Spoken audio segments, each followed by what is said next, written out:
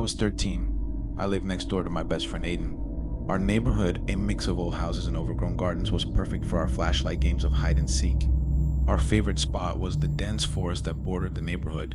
The tall pines and creeping vines made for an ideal setting for our adventurous games. One crisp autumn evening, we decided to push the boundaries and play in the woods past dark. I was the hider this time, and I took off into the trees with a mix of excitement and trepidation. The forest was eerily quiet, save for the occasional rustle of leaves. As I ventured deeper, I found myself in an unfamiliar part of the woods where the trees seemed older and the shadows darker.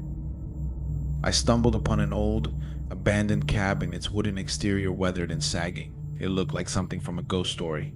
The door creaked ominously as I pushed it open, and I found myself inside a dusty, cobweb-filled interior. My heart pounded with a mix of fear and excitement. I climbed the stairs, feeling like I was in a scene from a horror movie. I reached a bedroom with a window that offered a view of the distance where the neighborhood lights once were. Hours passed, and I heard nothing from Aiden. Just as I began to worry, a shadow passed across the window. I pressed my face against the glass, squinting into the darkness. There, in the beam of moonlight, was a figure standing outside but without a flashlight. My heart raced as I realized this wasn't Aiden. I quickly moved away from the window, my mind racing with fear. The figure moved closer to the cabin, and I heard the crunch of footsteps on the porch. I ducked under the bed, trying to control my breathing. The footsteps grew louder, accompanied by a faint but distinct click. My heart nearly stopped when I realized the sound was coming from a gun being cocked. The door to the bedroom opened slowly, and I held my breath as heavy boots entered the room. They moved around, and I could hear the creaking of floorboards as the person searched. My mind raced with possible escape plans, but I was paralyzed with fear. After what felt like an eternity, the footsteps left the room and the door shut. I waited until the sounds faded, then crawled out from under the bed and climbed out the window. The dark forest seemed endless as I ran, my only guide the distant lights of the neighborhood.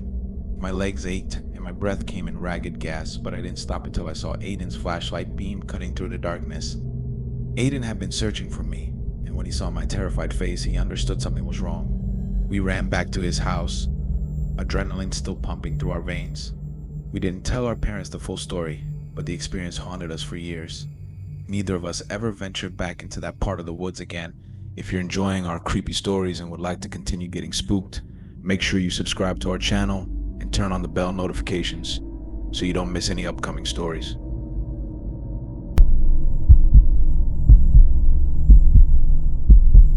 A few months ago, my wife and I decided to celebrate our second anniversary by renting a remote cabin in the snowy mountains of Wyoming. The cabin was beautifully isolated, perfect for a quiet getaway, though the lack of phone service was a bit unsettling. We were both looking forward to spending a few days away from our busy lives. The first evening was idyllic.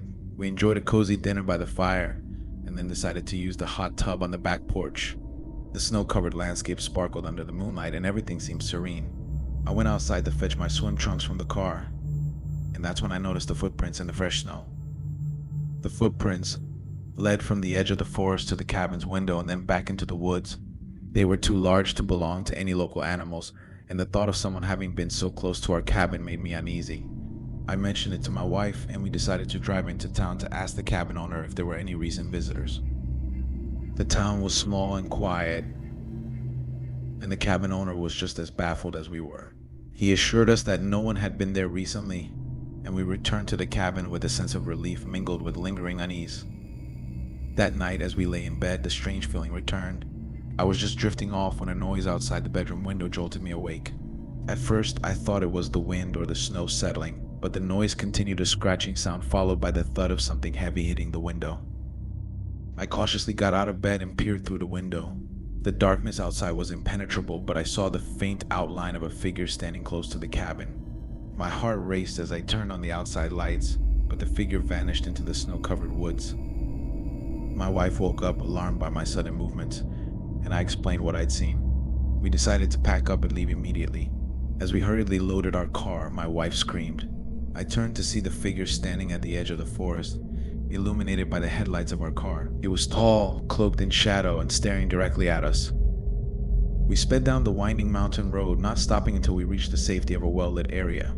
The encounter left us shaken, and the cabin owner later informed us that there had been reports of strange occurrences in the area, but nothing specific about a person lurking in the snow Our anniversary trip turned into a haunting memory, and we've avoided the mountain since then.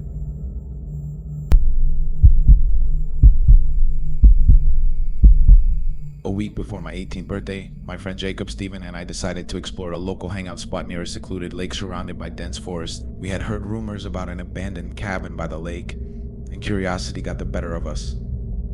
We set out in the early evening, our flashlights cutting through the thickening twilight. The cabin, hidden among the trees, looked like something out of an old horror film. The windows were broken, and the paint was peeling. Despite the chill in the air, we eagerly pushed open the creaky door and stepped inside.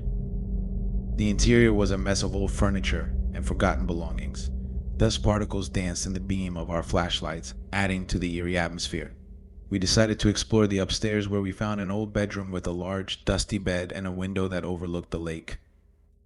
As we were examining the room, we heard the front door creak open and the sound of someone walking on the first floor. We froze, our hearts pounding.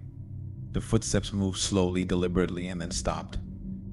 "We should check it out," Jacob suggested, but Stephen and I were too scared. We whispered among ourselves, trying to figure out what to do. The sound of footsteps grew closer, and the person's voice, deep and menacing, echoed through the cabin. "I know you're up there," the voice said, sending chills down our spines. We huddled in a small closet, trying to remain silent. The footsteps reached the stairs, and we heard them climbing slowly, the weight of each step resonating through the cabin. The closet door creaked open, and we held our breath, terrified. A shadow fell across us, and Stephen, in a moment of panic, lunged at the intruder. There was a scuffle, and we heard a gun clatter to the floor. The intruder's surprise was palpable as he stumbled and fell. We took the opportunity to bolt from the closet, racing down the stairs and out of the cabin. We didn't stop running until we reached Stephen's house, our minds racing with adrenaline and fear. We spent the night recounting the events, trying to make sense of what had happened. The next day, we returned to the cabin with the police, but the intruder was long gone. They found the abandoned gun, but no other clues. We were left with more questions than answers, and the memory of that night has stayed with us. The cabin remains a place we avoid, haunted by the encounter that nearly turned deadly.